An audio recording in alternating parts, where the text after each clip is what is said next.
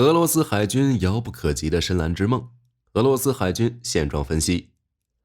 在2023年12月26日，乌克兰宣布使用2架苏24战斗轰炸机挂载欧洲风暴阴影巡航导弹击沉一艘俄军登陆舰。据悉，被击沉的登陆舰为俄罗斯海军所服役的 Project 775级，也就是苏联蟾蜍级登陆舰。可能很多人都会将这次事件和当初俄罗斯最新的22800型导弹护卫舰在船坞内遇袭的事件联系起来。但是火力军要说，这个问题并不只是俄罗斯海军港口防空疏漏，因为俄海军黑海舰队连接在岸基和空基反舰火力下损失军舰这一事件，将昭示着一场更严重的危机。具体是什么？且听火力军细细道来。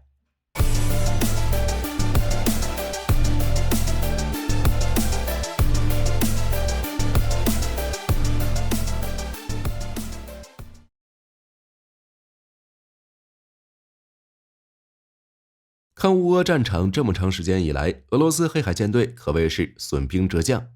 在目前，俄罗斯黑海舰队已经战损或战沉的战舰就有光荣级首舰黑海舰队旗舰莫斯科号、鳄鱼级登陆舰奥尔斯克号、蟾蜍级登陆舰库尼科夫号和辛切尔卡斯克号、基洛级潜艇顿河畔罗斯托夫号、22800型护卫舰阿斯科尔德号。这些舰艇统计下来，俄军的损失吨位达到了大约 2.5 万吨。单就狭义的战略层面来说，在苏联还没有解体的时候，黑海舰队本来就不是一支主力舰队，它的主要战略意图是控制土耳其海峡，出地中海应对美国海军第6舰队，破坏欧洲的石油航线以及美国至亚洲的海上交通线，或者过直布罗陀海峡进入大西洋，从南翼包围欧洲，并且支援印度洋分舰队。从战略意图上看来，即使是苏联全盛时期，黑海舰队也只是一支辅助舰队，这是黑海的地理位置所决定的。而如今在侵略乌克兰时，原本作为辅助舰队的黑海舰队却要担任主攻，这本就是强人所难。除此之外，在土耳其已经彻底封锁达达尼尔海峡和博斯普鲁斯海峡的情况下，黑海舰队的舰艇更是陷入了消耗战，打一艘少一艘。更讽刺的是，由于在苏联时期大部分的优质造船厂都位于乌克兰，所以除非俄海军找到方法能把舰艇打包陆运，不然即使是中破的俄黑海舰队舰艇也会因为无法入渠或者因为维修环境恶劣而长时间失去战斗能力。这就是当下俄黑海舰队所面临的最大问题。我们完全可以讲，俄黑海舰队在错误的时间、错误的地点打了一场错误的仗。需要强调的是，火力军这并不是说他的战斗力贫弱，而实在是一将无能，累死三军。据塔新社12月26日报道，当地时间12月25日，俄罗斯总统普京亲自主持了俄海军的新舰服役仪式。据悉，这次服役的新舰总共有4艘，分别是22305型导弹护卫舰4号舰、格洛夫科海军上将号舷号456、21631型轻型护卫舰的11号舰、纳罗夫明克斯号舷号595、22800型轻型护卫舰的7号舰卢卡加号舷号578，以及12700型扫雷艇的8号舰列夫切尔纳温号舷号660。这4艘战舰都是俄罗斯海军自苏联解体以来自行设计并服役的最新型战舰，使用了全新的军事科技和战舰工艺。这些全新的舰艇将服役于俄罗斯海军北方舰队和波罗的海舰队，将大大增强俄罗斯海军在上述方面的作战能力。而黑海舰队的损失其实是早有预兆的，这主要是因为黑海实在是太小了。如果地中海已经被称之为浴缸的话，那么黑海就是个脸盆。对于海王星和风暴阴影来讲，最大的问题反而不是射程，而是如何避免被拦截。因为乌军自己的弹药，尤其是援助的风暴阴影导弹，也是打一发少一发的状态。所以对于乌军来说，俄军的船不重要，自己的导弹到底能不能砸在目标上才重要。可以说，俄军黑海舰队是幸运的，因为俄罗斯外交上的施压，乌军尚未能得到比原点优更强的，诸如兼容海马斯系统的 ATACMS。如果乌军真的获得了 ATACMS，那么他们就可以使用这款射程约300千米的导弹对俄军黑海舰队港口以及停泊在港口内的军舰进行射击，进一步重创黑海舰队舰艇，从而缓解来自海上的压力。聊到这儿，火力军不得不感慨一句，当年彼得大帝拼死向西开拓俄罗斯疆土，就是为了给俄罗斯帝国海军开辟出向欧洲的不动港。在北方，彼得大帝建立了圣彼得堡，在南方，彼得大帝和他之后的叶卡捷琳娜二世更是和土耳其打了10次俄土战争，才得到了黑海北岸的控制权，也得到了现如今的克里米亚和俄罗斯联邦海军黑海舰队母港塞瓦斯托波尔。而在二战时期，这座英雄的城市更是让纳粹动用了包括600毫米卡尔和800毫米古斯塔夫在内的一系列重炮，才在尸山血海下拿下了塞瓦斯托波尔要塞。而这座城市更是苏联4座英雄城市之一。现如今，俄罗斯黑海舰队在这样一座英雄的城市前，在自己的母港前，被实力远逊于自己的乌克兰军队打得弃港避战，是何等的讽刺啊！但是感慨归感慨，火力军在这儿不得不说，黑海舰队的窘境实际上是整个俄罗斯海军的窘境。这支舰队从沙皇时期开始就一直谋求深蓝的大海，但是经过布尔什维克革命一直到苏联解体，在错误的发展路线上，苏联水面舰艇部队一直在畸形发展，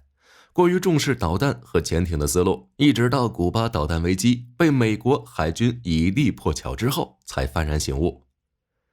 但即使是日后的海军改革，一系列水面舰艇上依然在秉持着饱和式导弹打击的苏联舰艇，也很难和美国海军的航母战斗群相抗衡。等到终于有了些起色的80年代，虽然有一系列新锐战舰和航母下水，但是苏联也发展到了苟延残喘的地步了。等到了俄罗斯海军部队再回头看自己的武器装备时，上一个时代留给他们的也就只有废铜烂铁。各位也应该能知道，在海战中，尤其是谋求深蓝海域的路上，一定遵循着大就是好，大就是美，大就是强的硬道理。因为对于远洋舰队来说，海上的自持力和武器弹药储备是格外重要的，并且更大的吨位也可以放下更多的电子设备。在现代海战中，与其说是拼谁的弹药更先进，倒不如说是拼谁的电子设备更多。而大型战舰的吨位重要性更是体现在对岸战斗中，面对着敌方的岸基火力，大型战舰的抗损抗沉能力也远超于小型舰艇，能在敌方火力下执行对岸攻击任务。那么俄罗斯海军拥有什么呢？正如沉没的光荣级莫斯科号一样，他们的大型战舰早已破败不堪了。1164型光荣级导弹巡洋舰首舰莫斯科号在区区几发亚音速导弹的攻击下战沉，接近建造完成的乌克兰号被乌克兰卖了废铁，剩下的瓦良格号和乌斯季诺夫元帅号则在北方舰队和太平洋舰队维持着俄罗斯海军仅剩的底库，而1144型基洛夫级则更加惨淡。作为世界上唯一一种核动力导弹战列巡洋舰，前2艘舰早已因为无力维修而拆解。纳西莫夫改装尚未完工，而彼得大帝也将在纳西莫夫号改装完成后退役。可以说，现在的俄罗斯海军能动弹的大舰仅剩1艘战巡、2艘巡洋，剩下的就是青黄不接的各种辅助舰艇。这些大型舰艇不仅年久失修，无力前出远洋，就连出港都相当困难。在联合国5大常任理事国中，别说美中了，就连英法的舰队在局部地区也不会出俄罗斯海军。而这就是火力军要讲的。被乌俄战争打出来的俄罗斯海军的第一个问题，那就是大舰太少，损失太多。虽然现在版本的地球 Online 早已经脱离了使用海军军舰来维护海外利益的版本，但是毕竟这一古老的军种一般都代表着国家的脸面。比如在火炮时代，有美国海军大白舰队环球巡航肇事实力；导弹时代，美国海军更是搞出了第一特遣群。长滩、企业、班布里奇3舰沿着大白舰队的路线2次航行全球，向全世界展示美国海军的核动力科技。所以俄罗斯海军破败成这样，火力军有个不恰当的比喻，就是普京的脸至少有一半是坏的。当然，我们必须认识到的是，俄罗斯人也不是傻子，不然火力军也不会在这儿给各位分析俄罗斯海军现在的窘境。那俄罗斯人对自己的老旧的大舰无力维修，糟糕的经济，尤其是乌俄战争以来，又不可能支持他们修建新的大型舰艇。那么俄罗斯海军他们的现代化答案究竟是什么呢？这个问题很好解决，就像台湾一样，在造不出大舰时，空、潜、快即空军，潜艇和快艇和一系列中小型战舰是最好的解决方法。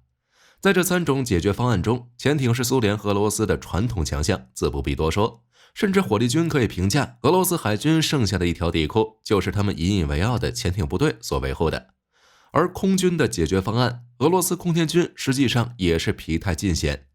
各位如果想听，可以点个赞和关注，火力军下次另开一期细说。咱们本期视频要聊的主要是俄罗斯海军的最后一个解决方法，那就是快艇和一系列中小型战舰。在21世纪的最近10年，缓过气来的俄罗斯海军开始以小步快跑的态势，逐步汰换自己的护卫艇、护卫舰以及驱逐舰的舰队。这主要是因为对比起大舰来，小船对于造舰的工艺要求较低，更方便找到造船厂来建造。同时，小船造价比较便宜，对于俄罗斯千疮百孔的财政比较友好。最后，小船吨位摆在那儿，安装的武器装备并没有大船多，雷达、电子对抗、水电气、舰炮、导弹防空等一系列系统工程比较好设计，即使全部都用最先进的设备，也不会太贵。而与之相反的，对小船的各方面设计经验也可以被设计局照搬到大舰上。虽然这样绝对不可能不出问题，但是至少要比零经验开造大舰要好得多。所以综合下来，俄罗斯海军的小步快跑策略是有道理的。但是这个策略中最大的问题就存在于俄乌战场上。这个案例就是在船坞里被风暴阴影轰上天的22800型阿斯科尔德号。在上面，火力军已经给大家阐述过大船的好处，那就是更多的火力和更厚的血条。如果大舰是皮糙肉厚的战士，那么小船就是攻高防低的刺客，只能通过一系列软硬防御手段来游走在敌方探测或者火力边缘，通过自身的导弹或者其他远程攻击弹药来打击敌人。比如说22800型护卫舰，它有一座8连装 3S14 型垂直发射系统，它可以装填8枚俱乐部或者口径，或者也可以装填8枚最新的锆石高超音速反舰导弹。这个反舰火力基本已经是准驱逐舰水准。那么它的排水量是多少呢？只有区800吨满载排水量。这下可好，这个刺客别说穿盔甲了，就连衣服都不见得有的穿，简直是裸奔状态。并且它的防空武器也就只能指望一座铠甲。这下可好，别说是风暴阴影这种携带有450千克多级 BRO-ACH 弹头的重型巡航导弹，可以一击就让它变成漂浮在水面上的废铁。就连各国日常使用的空射反坦克导弹，比如小牛、地狱火、长钉等，都可以有效毁伤吨位如此小的舰艇。即使是再大一点的22350型护卫舰，也就是戈尔什科夫海军上将级，它的满载排水量也不过5400吨，也就比美军冷战时期的佩里级护卫舰多了区1000吨而已。这就代表着其抗沉性能对比起22800来说，也就是不穿衣服裸奔和穿了一件衣服的区别而已。虽然各国现在大部分都认为高超音速反舰导弹是对付现代水面舰艇的必须手段，因为它速度极快，可以极大压缩拦截窗口，甚至快到拦乌克兰。比如 LRHW、东风17和锆石都是这种设计思路。它们的动能外加装药都可以一发瘫痪大型舰艇，击沉中小型舰艇。但是对于5400吨左右的护卫舰来说，高超音速导弹是杀鸡用牛刀。即使我们在潜意识中认为杀伤力严重不足的反舰战斧鱼叉、飞鱼，或者是挪威即将研制成的弹头只有区125千克破片战斗部的 NSM 导弹，只要命中都可以对22350型护卫舰进行有效毁伤。即使上面真的有美国海军的氪金损管，结果也不会有什么改变。毕竟舰艇的抗毁伤以及抗沉性能可不是什么奇迹和魔法，而是实打实的排水量以及多级冗余结构换来的。小鹰级美国号航母在测试中打了4周，最后还是放了炸药才炸沉。而二战时期，铁底湾夜间灯光秀，虽然华盛顿号在5800码上对雾岛的齐射打了7分钟，并且命中了至少20发16寸炮弹，实实在在的打飞了这艘战列舰，但是雾岛号最后依然是因为无法撤离而打开通海阀自沉的。以上案例都可以证明大型战舰的抗沉能力是无与伦比的，而这种抗沉能力正是现在俄罗斯海军最需要的。我们可以发现，除了因为损管不利而沉没的莫斯科之外，黑海舰队损失的船只基本都是排水量1000吨级的小船。虽然黑海舰队并没有多少大舰，但是黑海舰队的小船频频遭受不可修复的打击，更是印证了大型舰艇抗沉能力的重要性和必要性。毕竟，与其在交战中当场战沉，吃几发导弹后依然能被拖回去等待维修，才是俄罗斯海军最需要的，或者说才是千疮百孔的俄罗斯经济最需要的。而乌俄战争确实是俄罗斯打的一场错误的战争，本就不多的国防预算要分给海陆空3军，而海军的造舰计划更是要花大钱，结果造出来的东西并不能直接应用于战场，反而是一种先进的花瓶和累赘，还拖累了现在战场上最需要的空军和陆军的经费。我们不能说小步快跑造舰计划是错误的，正相反的是，它适合俄罗斯，但是它不适合这场战争。而俄罗斯海军的深蓝梦想已经随着战况的僵持逐渐远去了。